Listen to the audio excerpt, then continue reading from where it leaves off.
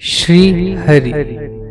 यह प्रवचन सेठ जी के द्वारा स्वर्गाश्रम वट वृक्ष सायंकाल के समय 6 जून 1941 को दिया गया। प्रवचन संख्या 1।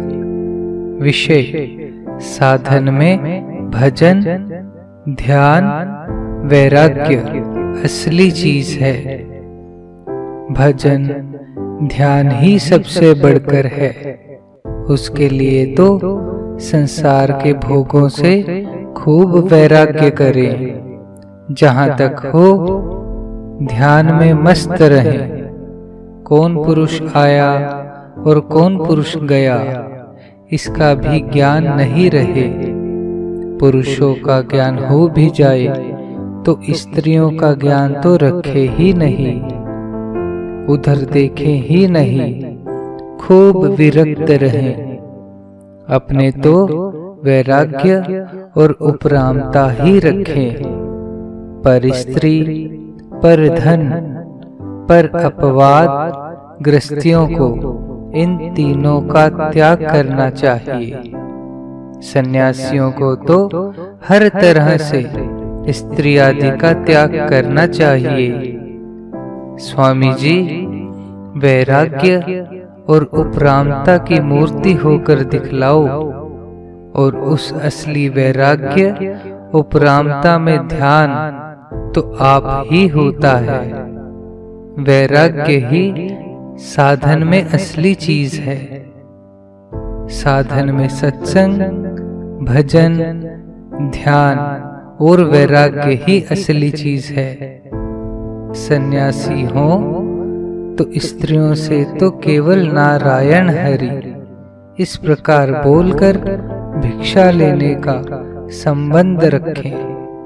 पहचाने नहीं कि कौन है, पहचानना भी विघ्न समझें। शिव दयाल जी द्वारा प्रश्न: निज दास ज्यों रघुवंश भूषण, कबहु मम सुमिरन करयो। इसका क्या भाव है? उत्तर: जो अति पातकी है वह भी मेरा स्मरण करता है तो वह परम प्रिय बन जाता है। यह वही बात है जो एक बार कथन मात्र से कह दे, मैं तुम्हारा हूँ। मेरा स्मरण करता है तो मैं उसे सब पापों से मुक्त कर देता हूँ। एक नाम की महिमा आती है, वही है। भगवान का स्वभाव है, जन अवगुण प्रभु मान न काऊ, दीन बंधु अति मृदुल स्वभाव। परमात्मा की प्राप्ति में तथा भजन एवं ध्यान की वृद्धि में सत्संग और वैराग्य ये बड़े मददगार उपाय हैं। भजन तेज करने के लिए ये 2 ही उपाय हैं। वैराग्य के साथ उपरामता हो तो और भी आनंद। जितनी भोगों से अधिक उपरामता होगी, परमात्मा का ध्यान उतना ही दामी होगा। जितना संसार से वैराग्य होगा, उतना ही भगवान में प्रेम बढ़ेगा।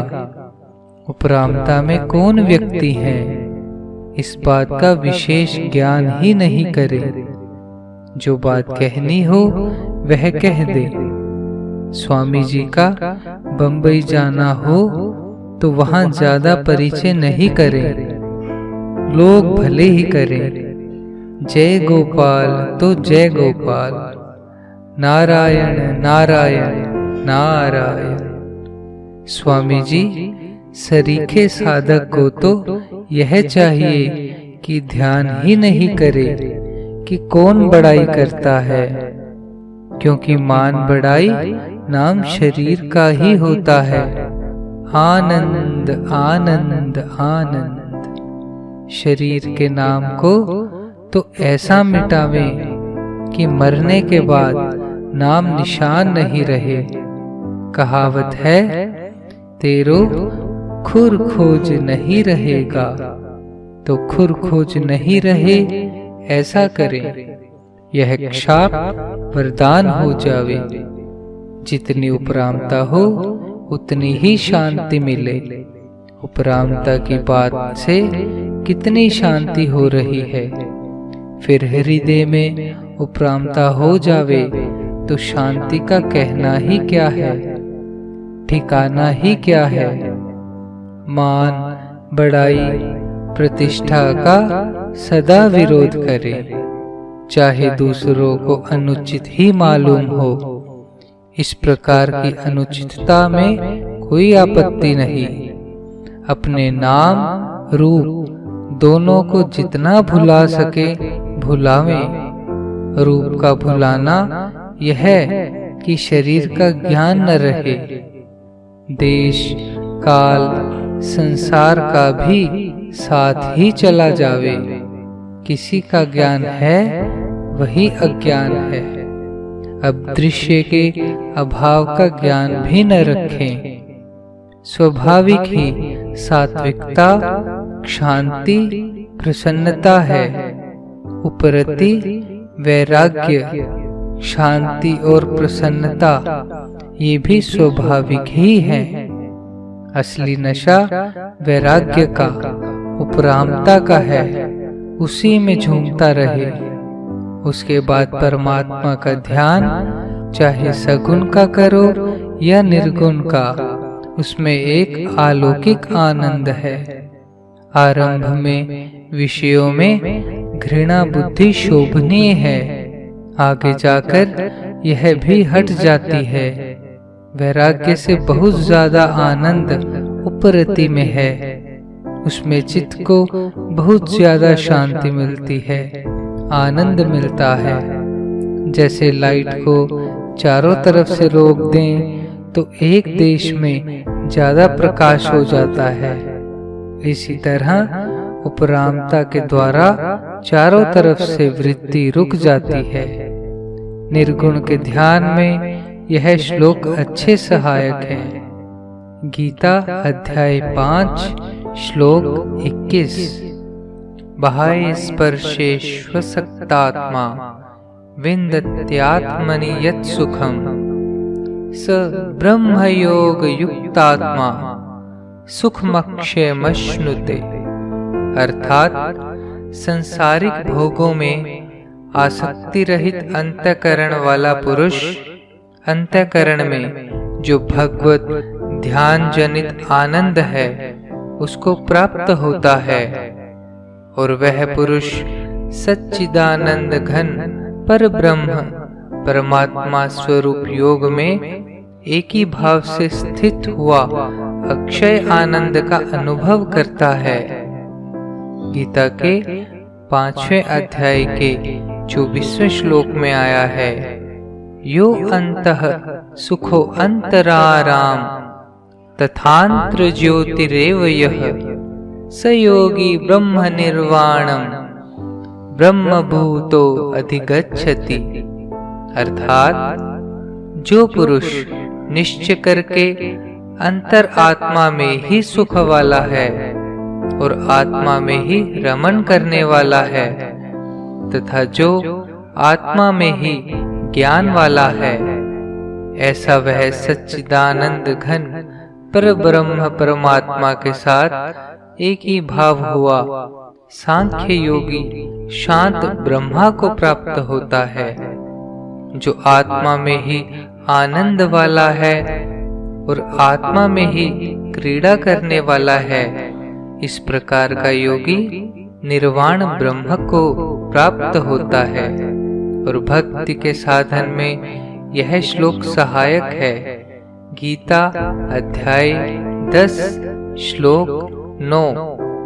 मच्चित्ता मद्गत प्राणा बोध्यन्तः परस्परं कथयन्तश्च माम नित्यं तुष्यन्ति च रमन्ति च।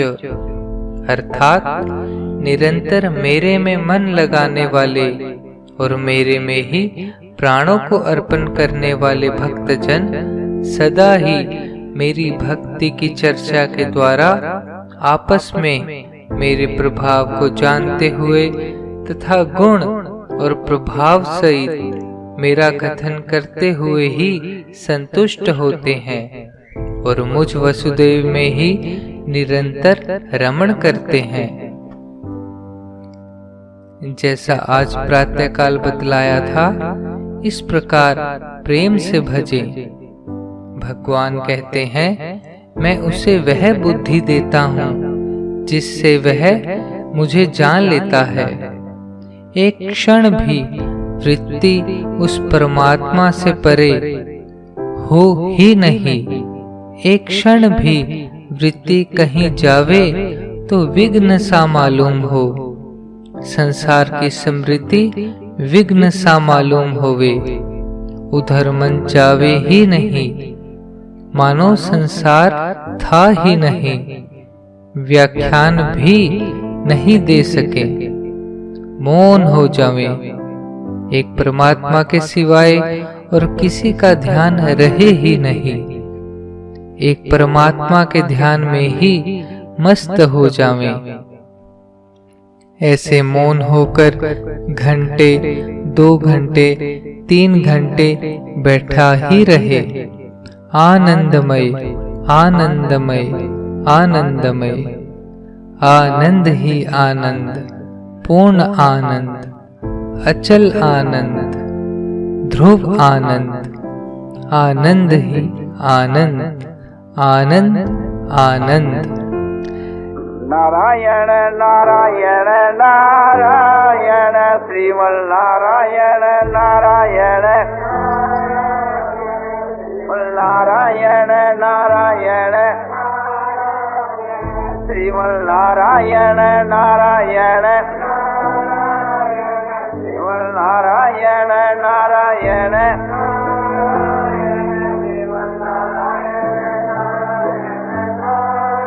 आनंदमय आनंदमय आनंदमय आनंदमय, पूर्णानंद पूर्णानंद, अपार आनंद, शांत आनंद, घन आनंद, अचल आनंद, ध्रुवानंद, नित्यानंद, बोधस्वरूप आनंद, ज्ञान स्वरूप आनंद, आनंद ही आनंद, आनंद ही आनंद, आनंद ही आनंद। शांति शांति शांति।